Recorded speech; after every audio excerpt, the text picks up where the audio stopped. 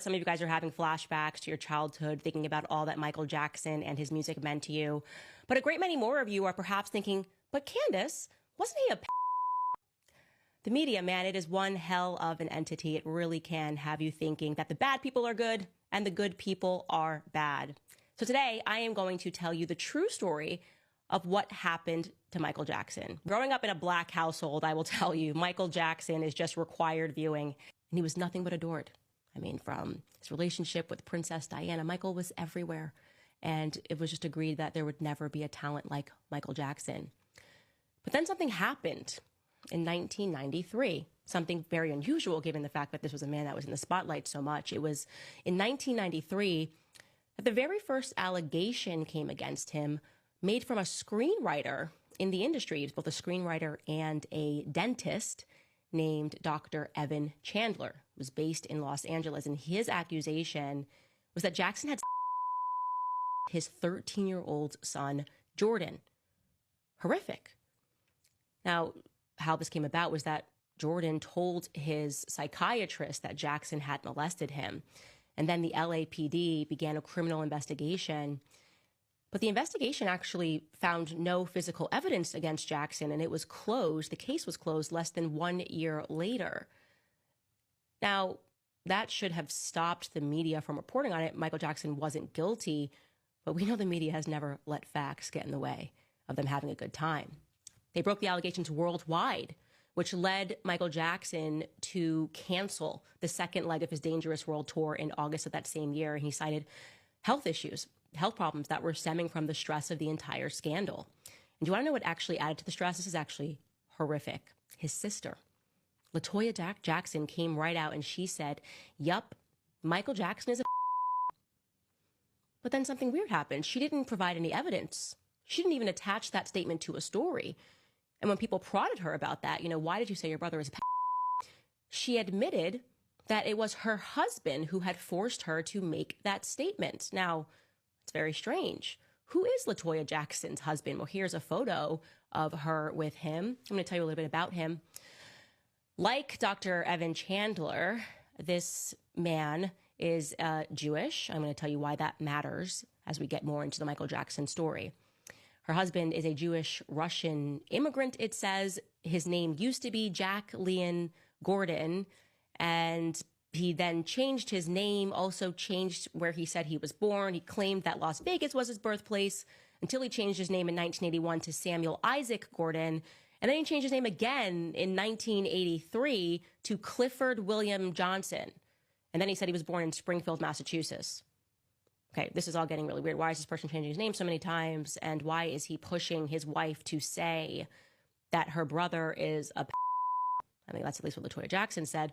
And the story is going to get even stranger and stranger, making me think that we should maybe go back and re-examine his relationship, Michael Jackson's relationship, and with young Jordan and how these allegations came about.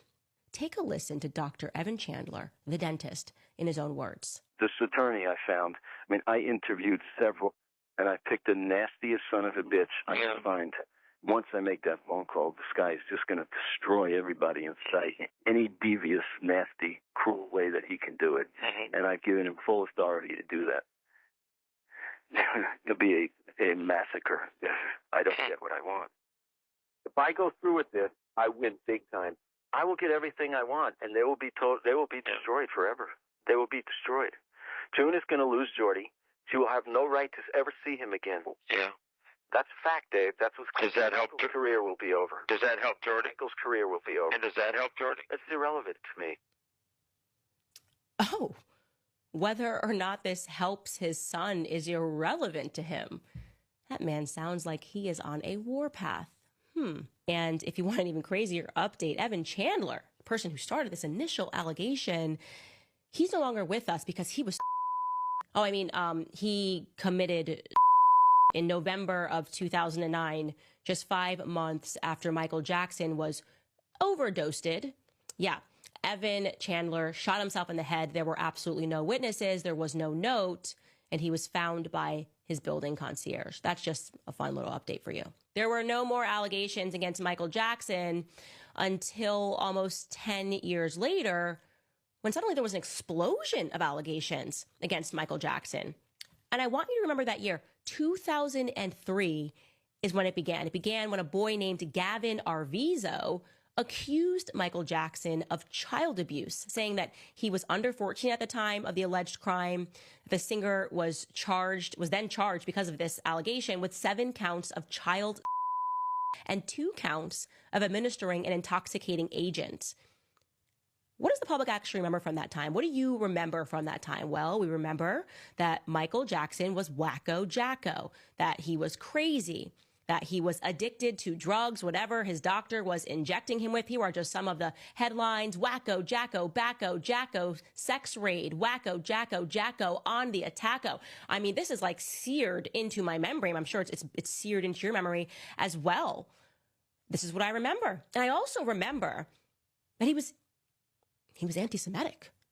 Yeah, there were headlines calling him an anti-Semite, saying that he hated Jews. It was then revealed that Michael Jackson kept an enemy list on which he had Tommy Mottola, along with, I'm not kidding you guys, Rabbi Shmuley. Yes, that Rabbi Shmuley. He had him on this list, and Rabbi Shmuley then, after Michael Jackson died, then released recordings of him that he said Michael Jackson definitely wanted him to do, even though he was on this list for Michael Jackson. He had a list of Jews who he said were trying to ruin his life. But we don't really remember that part. We don't remember even that Michael Jackson, despite all of those media headlines and being accused of being a he actually won his case.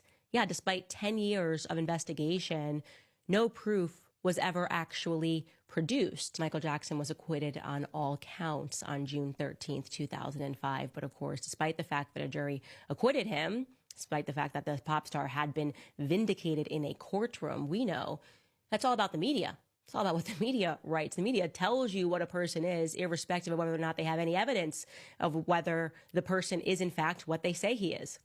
That's the power of the mainstream media. Michael Jackson had the courage to call out how record companies cheat their artists. He wanted to stand up for these small guys and say, we cannot allow these sorts of things to go on anymore. Take a listen. Record companies really, really do conspire against their artists.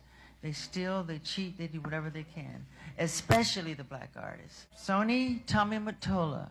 Tommy Mottola is the president of the record division. He is a mean, he's a racist, and he's very, very, very devilish. That clip was from 2002. His declaration of war on the industry of people who he was alleging was intentionally stealing and selling artists short, and who he no longer wanted to work with because he wanted to be a free agent. He wanted nothing to do with these people, and he was winning. At least he was winning it in the courtroom. But as I said, the courtroom doesn't dictate wins, does it? In that measure, everything that he was doing was really all in vain, because he is now remembered as Wacko Jacko. Title that was created for him in the mainstream media that really hurt him. In fact, he sat down with Barbara Walters and spoke about how much that name hurt him. Take a listen. You should not say he's an animal. Should not say he's Jacko. I'm not a Jacko. I'm Jackson. I have a heart and I have feelings. I feel that when you do that to me. It's not nice. After the trial, Michael Jackson stepped away from the spotlight, and then it was reported, because having fought all of these lawsuits, that he was on the brink of bankruptcy. I want you to think about that. I want you to think of a person who once sold 70 million records, made Sony extremely rich, that at the end of his life, he was on the verge of bankruptcy and had faced closure on his Neverland ranch. And he never did, by the way, return back to Neverland. In 2009, he announced that he was going to put together some comeback concerts, and there were rumors about his financial situation, but the concerts never came to pass because, well, we know